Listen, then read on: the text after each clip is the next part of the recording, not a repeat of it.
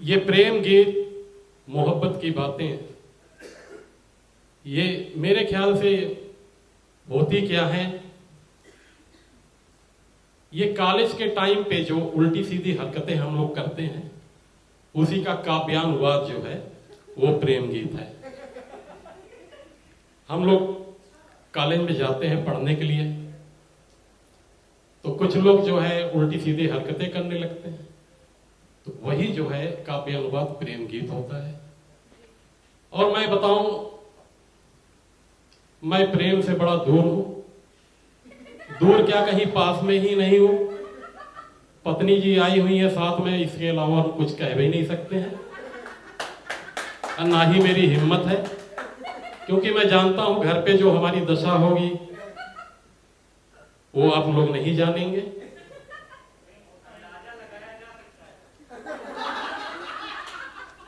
तो मैं आपको बताऊं, मैं ऐसी कोई बात ही नहीं कहूंगा जो दिक्कत हो। हाँ, हम भी जो है थोड़ा बुद्धिमान है, बिल्कुल बेवकूफ नहीं है।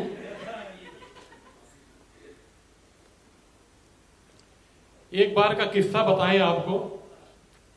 3-4 औरतें एक आम के बाग में बातें कर रहे थे, और बातें करते 1.5 घंटा बातें की, और एक कच्चा आम ऊपर लटक रहा था और वो 1.5 घंटे वो पक के नीचे गिर गया।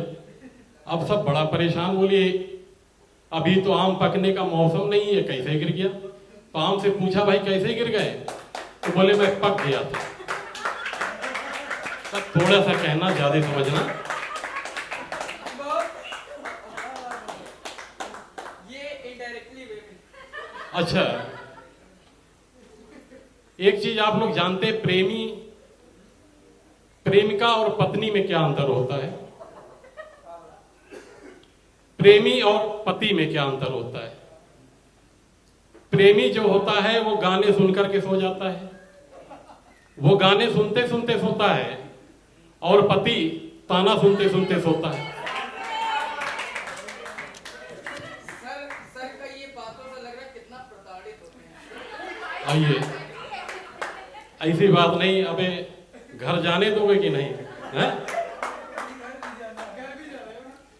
देखिए, हमारे यहाँ भारत में, उत्तर प्रदेश में प्रेम क्या है, हम किसको कहते हैं? जिसको चाहना उसी को ब्याहना, और जिससे ब्याहना उसी को निभाना, और जिससे निभाना उसी की सराहना। दूसरे के कर दिए तो समझ लो। जिससे निभाना उसी की सराहना, और जिसकी सराहना उसी की उलाहना बर्दाश्त कर लेना, हमारे यहाँ इसी को प्यार कहते हैं।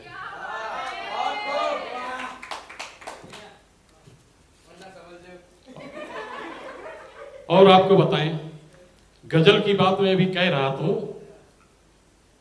जब मैं पढ़ाई करता था तो जगदीश सिंह की गजल एक दिन मैं सुन रहा था, और उतना मैं उसमें रंग गया कि 4-5 गजलें मैं उनकी सुन गया, ठीक है।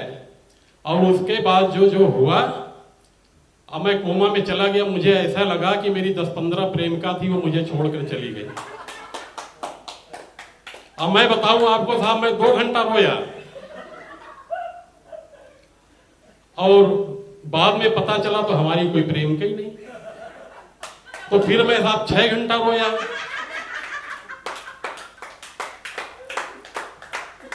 और उसके बाद पिताजी आ गए ड्यूटी करके, उन्होंने 4 लाते मेरी मारी। अब मैं ये सोच करके यार कहा, बताओ बेकार गजल सुनी, पिटा भी गया। और मैं रात को जो है रात भर रोया। आपको मालूम है, जब किसी का दिल टूटता है तो वो बच्चों की तरह सुबक सुबक के रोता है, रात में खंभा पकड़ के रोता है, कोना पकड़ के रोता है। भैया उस दिन मेरे साथ भी यही हुआ। हम भी छत पे जो है चढ़ गए और सुबक सुबक के रोने लगे, और नीचे से कुत्ते सुर मिला रहे थे।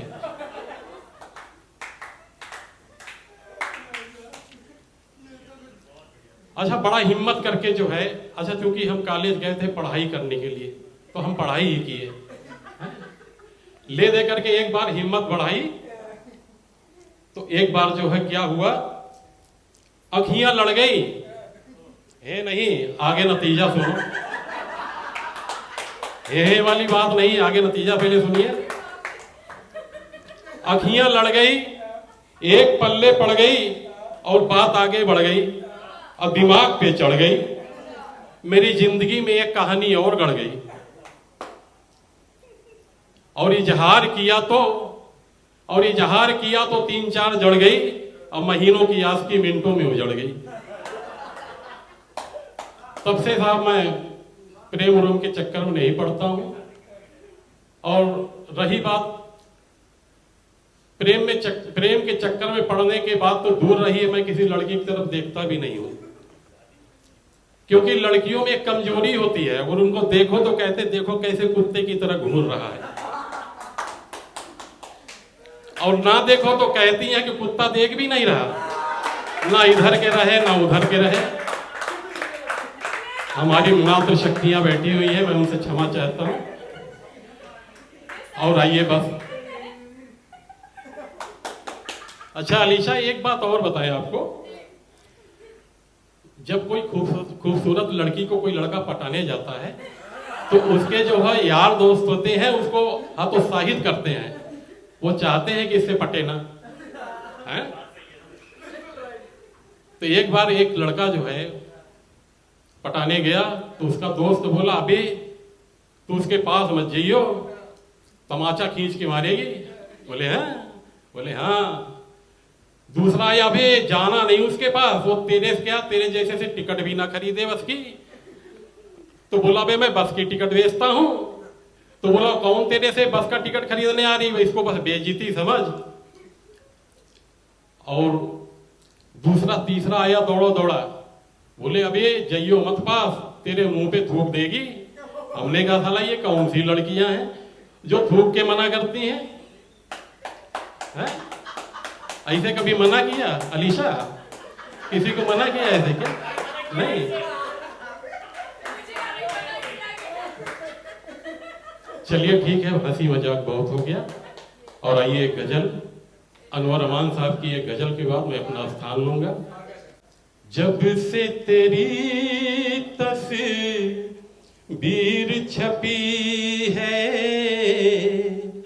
शहर के सब अखबारों में,